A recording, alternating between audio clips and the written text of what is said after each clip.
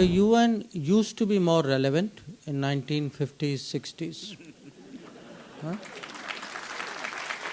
Those five who were the self-selected Chaudharis of the system, it was easier for them to dominate a smaller number of countries between whom there was a big gap. United Nations Security Council hasn't been able to prevent the wars ever since it was set up. I mean, most of the wars.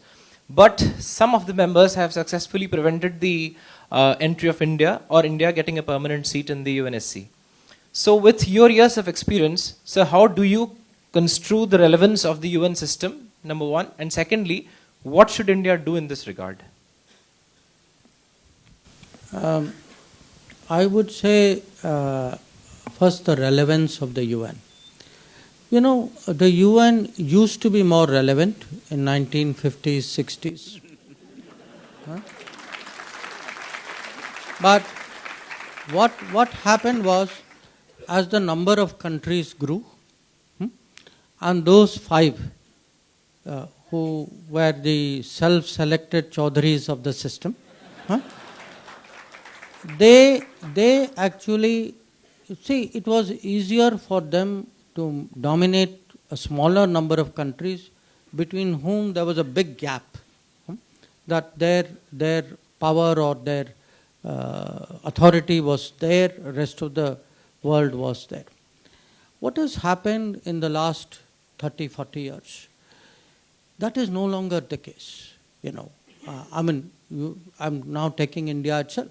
That, you know, today the five permanent members are not the five largest economies of the world. That is just one indication I'm giving you.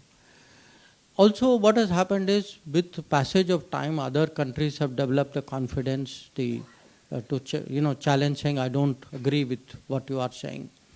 Then they are fighting among themselves also. That, you know, we've seen in Ukraine that they could not, even themselves come to an agreement. So, and even during COVID, everybody said COVID is, the worst thing which has happened. It was, if you look at the number of people who died, the number of deaths in the world would compare with what happened in a world war. But what was the role? Us samay, think back. Did anybody think UN was going to help anybody in COVID? So the fact is, in many ways, the limitations of UN are showing. Now, in normal life, in anything, when some product or some organization, any organization gets older, what do? You bring in newer people, younger people. You bring in new energy. You broaden out. Even if it is company, you will get more stakeholders. You will. Now, what is the normal process of renewal and change, which is applicable everywhere, in every walk of life? That natural process of change today is being denied in the UN. It is being denied in the UN because there are just a few countries. Because when you ask me what are our prospects, 20 years ago people would say, yes, India ko hona chahiye, one day they will get there.